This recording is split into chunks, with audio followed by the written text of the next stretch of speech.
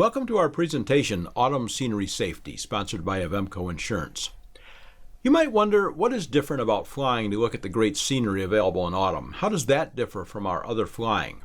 Well, the truth is it might not differ much at all, or it might be dramatically different. It depends on the kind of flying that we normally do. So let's take a look at some of the areas that can produce higher risk and also at some ways to help mitigate those risks. In case you didn't know, Avemco is a sponsor of the FAST team and pays for the wings that we receive when we complete a phase of wings. This webinar qualifies for the Avemco Safety Rewards program. At the end of this presentation, I will tell you how you might be eligible for a discount on your aircraft insurance for attending this webinar, so stay tuned. My name is Gene Benson. I'll be your host and presenter for this webinar. I have been flying and teaching flying for a very long time. I have operated an aviation safety initiative since 2004. I felt compelled to take some action to improve safety after I had 5 friends involved in 5 separate serious accidents over a 5-year period. 4 of them died and 1 was left with life-changing injuries. All 5 of those individuals were highly qualified, experienced, and responsible pilots. 4 of the 5 made their living by flying. The 5th had a different profession, but he was a flight instructor and was giving instruction at the time of the crash. I believe that we can all be safer by constantly learning more and frequently reviewing what we already know. So it is with that spirit that we offer the Vectors for Safety website and free monthly newsletter. Of course, a scenic flight, like any other flight, would include pre-flight planning. That includes a personal minimums checklist or a flight risk assessment tool, as well as the I'm Safe checklist. If you're not familiar with these, links are provided on the reference page for this webinar. I will tell you how to get there later. So in the spirit of learning something new or in reviewing some important things that we already know, let's start with something very basic, but something that is often overlooked. That is how the airplane is going to be loaded. A pilot who usually flies alone or with only one other person might decide to invite some friends or family to go along on a scenic flight.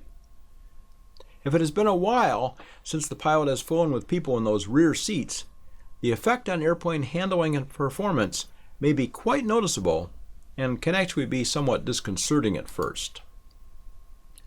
Of course, we should not have to say that it is always important to make sure we are within weight and balance limits, and then we have calculated our takeoff and climb performance for any airports that we plan to use. We should also do that for any airports along the way that we might need to use for an airsick passenger, a fuel stop, or anything else that might come up. We must remember to comply with the procedures specified by the manufacturer to obtain the performance specified. Also remember to add a safety margin. The airplane might not be new anymore, and we might not fly as precisely as the pilots who performed the test flights to obtain those numbers.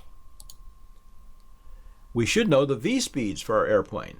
Remember that the performance charts are dependent upon flying the airplane by the numbers. This is not intended to be an aerodynamics presentation, but we can see from the graph that the airspeed for our best angle of climb increases as our density altitude increases, while our airspeed for the best rate of climb decreases as our density altitude increases. I use the rule of thumb that Vx increases about 1% per 1,000 feet, while Vy decreases about 1% per 1,000 feet.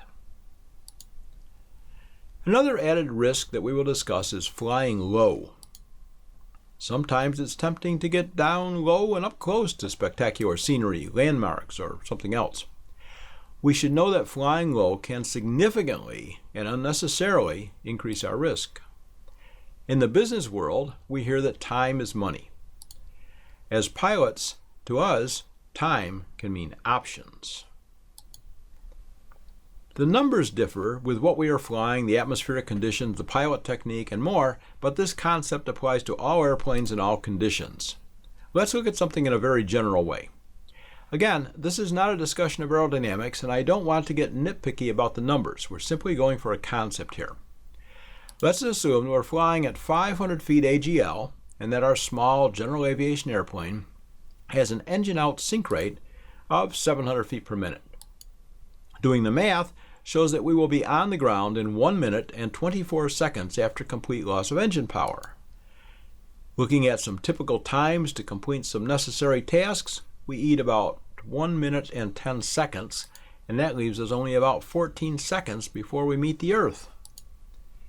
Now, if our altitude is 3,000 feet AGL rather than 500 feet, our time aloft increases to 4 minutes 17 seconds.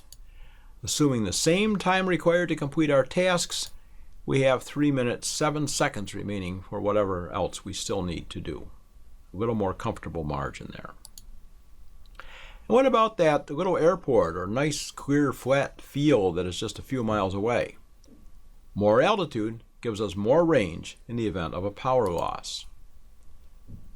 Many small general aviation airplanes will glide about 1.5 nautical miles for each 1,000 feet of altitude AGL. If we are only at 500 feet, that translates to about 3/4 of a mile. That does not provide a very wide selection of landing areas for us. But if we're flying at 3,000 feet AGL, we have about a 4.5 mile radius. That gives us a much better chance of finding an acceptable or at least survivable landing site. Now, if that's not enough to discourage low flying, guess what else we find when we fly low? One of these coming through the windshield can really mess up our day. Yes, you can find birds at higher altitudes also, but they're kind of like airplanes. The higher you go, the fewer there are. Sometimes our search for the best scenery will take us over some remote areas. Here are some thoughts on that. If remote also includes mountainous in the description, we must make sure that our skills and knowledge are up to the task. Wind interacting with the mountainous terrain can produce some dangerous challenges. We need to learn what to expect, how to read clouds, and much more. There are courses available for anyone who is new at this, but learning by doing is not a good idea in an airplane load of passengers. Make sure our airplane is healthy and it has sufficient fuel. Before venturing into remote areas, we must check all engine gauges, give anything else that we can see a quick look over. Is there any evidence of an oil leak or a fuel leak? Does the engine sound normal? Take away that noise canceling technology and listen for a few seconds. What about the people on board, including ourselves? Is anyone experiencing any discomfort? Is that feeling of indigestion really from lunch at the airport diner, or is it something more? Is that dull headache from looking into the sun? From last night's party? Or could it be carbon monoxide poisoning? We do not want to discover any problems while we are over remote terrain. Now, this isn't a pleasant thought, but it has to be addressed. If we must make an emergency landing and we do a good job, we just might not activate the ELT. Know how to access and activate that ELT. There may be a switch on the instrument panel, or we might have to remove a panel and flip the switch on the unit. Our old friend the fuel sampler with a screwdriver bit attached can usually be used to open the ELT access panel. The purpose of our flight is to view some nice scenery, but we would really prefer to avoid becoming part of that nice scenery. We all know the basics of avoiding control flight into terrain or CFIT, but reminders never hurt. So just as a quick reminder, one way to be sure that we are clear of terrain and obstacles is to be mindful of our highest sector altitude. The grid lines on the sectional chart form sectors. In the center of each sector is the highest terrain or obstacle within that sector. In this case, the altitude is 5,700 feet MSL. That altitude actually provides us with 100 feet of cushion, but let's not press our luck. If we remain above that altitude, we will not hit terrain or obstacles. Obviously, if we're going to land at an airport within that sector, we're going to have to descend below that altitude. But we must check our chart for terrain and obstacles in the vicinity of the airport. Here we see an airport with an elevation of only 1,747 feet, and it's located within the sector with a maximum altitude of 5,700 feet. So we must be familiar with the obstacles in the vicinity of the airport. In this case, some of those obstacles are fairly substantial, as you can see. Let's look at an accident here. The notion that we are flying on a clear day and can see and avoid obstacles is frankly flawed. Here's an example of how flying into the sun can cause problems. The pilot of a Citabria was flying on a sunny day with a clear sky and 10 miles visibility. This is a Google Earth view of the area in which the accident occurred. The NTSB report states, quote, "The terrain in the area consisted of rolling hills with the tops varying in elevation. Some of the ridges rose above the valleys below by an estimated 100 to 150 feet. The hill that was impacted was one of the tallest in the immediate area of the accident.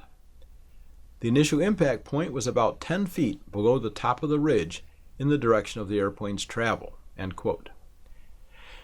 We can see from the graphic that this is really not mountainous terrain.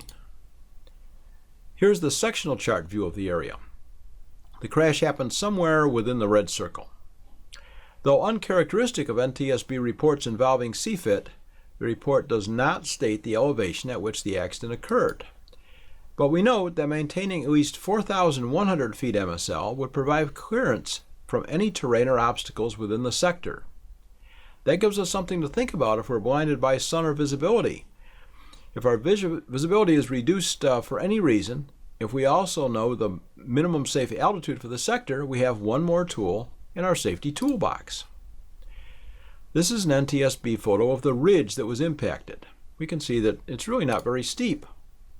The NTSB accident report contains the following, quote, "The airplane impacted rising terrain while traveling in a generally eastward direction. Post-accident examination of the airplane and its systems did not reveal any anomalies consistent with a pre-impact failure or malfunction. At the time of the accident, the airplane was traveling east into the rising sun.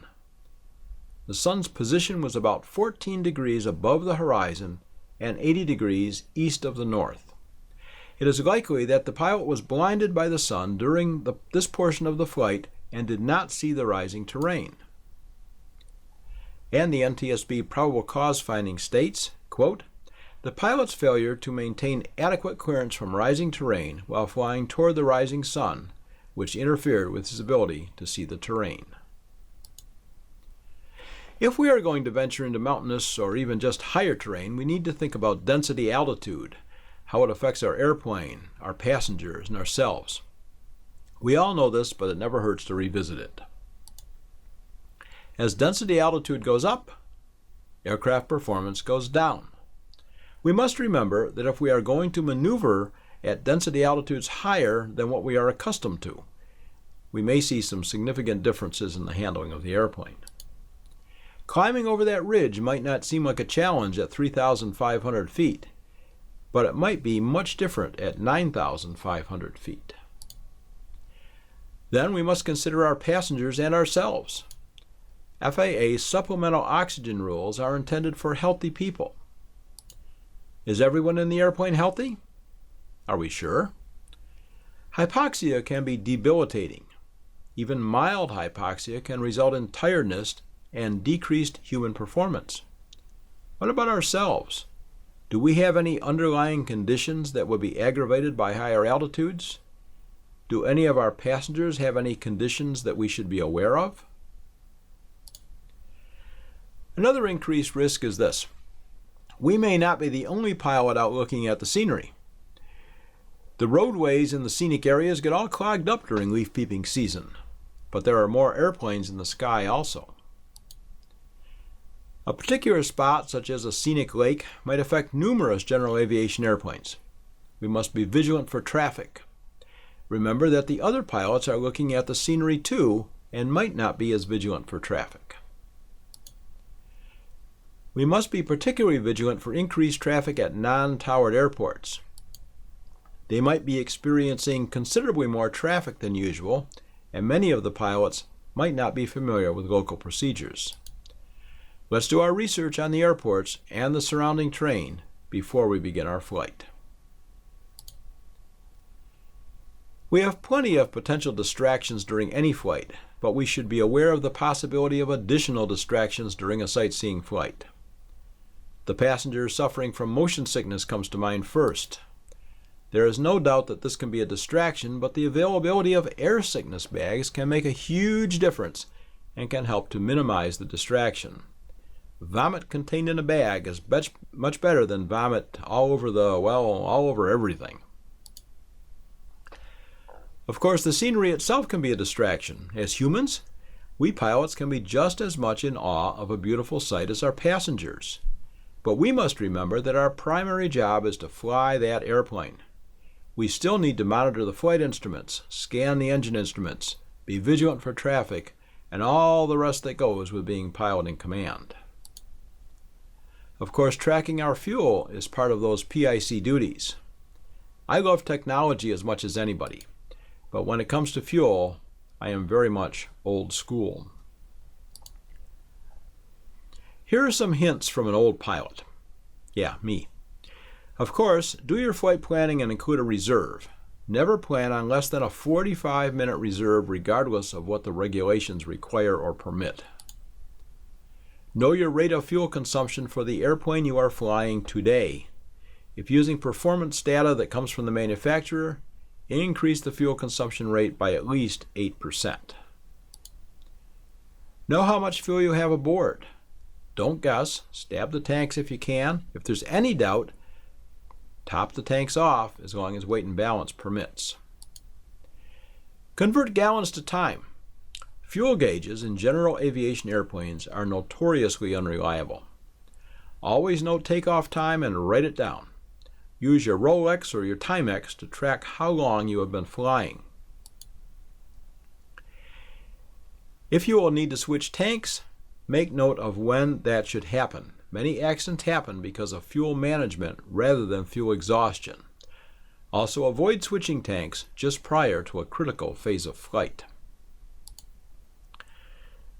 This accident happened involving a Piper Warrior. The pilot received only minor injuries, but unfortunately the passenger was killed. The following is an excerpt from the NTSB report. Quote, "The pilot reported that the airplane's airspeed was 70 miles per hour when it was crossing the threshold for landing on runway 30, which was about 10 miles per hour slower than he normally landed the airplane. He decided to execute a go-around when he flew the length of the runway before making the crosswind turn. When he turned left onto the crosswind leg, the engine stopped producing power and he executed a forced landing to a field. He reported that he did not see a tree in the field and the right wing impacted the tree after the airplane touched down." The NTSB also states in their report, the left fuel tank was full of fuel. There was no evidence of fuel in the right wing's fuel tank. The report continues, the pilot reported that there was no mechanical malfunction or failure of the airplane. He reported that he did not switch the fuel tanks prior to landing and that, quote, the engine quit due to fuel starvation, end quote. The accident happened at the completion of a flight covering 344 nautical miles. The NTSB probable cause finding states, quote, the pilot's improper fuel management, which resulted in a loss of engine power due to fuel starvation, end quote. Our lesson here is to plan our fuel and plan when we should switch tanks. I am a big advocate of maintaining a flight log to track progress in fuel consumption. If we prepare that prior to the flight, we can easily add a reminder in to tell us when to switch tanks. Another temptation that adds risk is maneuvering. Turning a little tighter to get a better view of something may seem like a good idea, especially during a sightseeing flight. This graphic comes from the FAA's Pilot's Handbook of Aeronautical Knowledge. It is actually a very good resource. It is available as a free download in PDF format. The graphic reminds us that the stall speed increases with the square root of the load factor. The example illustrates a 3G maneuver. The example airplane's unaccelerated stall speed is 44 knots, but the accelerated stall speed is 76 knots. Now, if the increased stall speed isn't bad enough, beware the uncoordinated turn. If the inclinometer, or the ball it is usually called, is not in the center, and we are turning, we are in an uncoordinated turn. That is really not where we want to be if we should inadvertently enter a stall. The airplane can be a different beast if an accelerated stall is entered from an uncoordinated turn or uncoordinated flight. I try to avoid being an alarmist during these presentations, but this is something that cannot be stressed enough. If you have never experienced an accelerated stall during an uncoordinated turn, do this. First, pack a clean set of underwear in your flight bag. Then find a competent flight instructor, with the emphasis being on a competent flight instructor. Then get as much altitude below you as possible, roll into a 45-degree bank while at an airspeed below maneuvering speed for your airplane weight, cross the flight controls and pull back briskly on the yoke until you stall. Recover to normal flight, then land and change your underwear. You will never allow the ball to be out of the center during a turn again. All right, regardless of the time of year, I believe that we should be prepared to spend the night in any terrain that we fly over. We should also be prepared to walk out of any terrain we fly over. Our human optimism bias will try and convince us that that will not happen, but it can. It is much better to have what we need and not need it than to really need something and not have it. This presentation is not about survival gear and how to prepare. However, I think one of the most important things to consider is footwear. Whether pilot or passenger, flying in flip-flops or any sort of open-toed or open-heeled footwear is really a bad idea. We need to think about what we would want on our feet if we need to walk several miles over uneven and possibly wet terrain. Also, everyone on board should have a jacket sufficient to handle the expected overnight temperatures. The kind and amount of survival gear needed depends on many factors. The emergency folks will go to the ends of the earth to rescue us, but it will take some time for them to locate us and make their way to us. The important thing is to be prepared. We might be skilled enough to execute an emergency landing with nobody getting injured, but that might only be the beginning of the challenges. Just something for us to think about. There are various first aid kits and survival kits available for purchase. I'm not going to go into that. However, I came across a very good and concise document on the subject that was prepared by Hartzell Propellers. I made it available for download on the reference section for this webinar. And just visit vectorsforsafety.com and click the Download/Links tab at the top of the page. That will take you to this page where you can access information on some of the things we discussed. That page also includes a link to watch the recorded webinar. Please feel free to share it with others. In case you did not know, Avemco offers a safety rewards program. Attendees at this event or at any other events, or those who take any safety-based educational courses, can receive a percentage off their annual Avemco premium at the time of the quote or of renewal. All you have to do is let Avemco know and they will take care of you. Please visit our website, vectorsforsafety.com. There are links to videos and to online courses. Most of the webinars in this series have been recorded and can be found in the videos section on that site. You can also join my mailing list to receive our free newsletter, Vectors for Safety. I also have some books available. You can search Amazon for Books by Gene Benson, or there are links on my personal website, genebenson.com. All right, we're going to call it a day. Please remember, always fly like your life depends on it.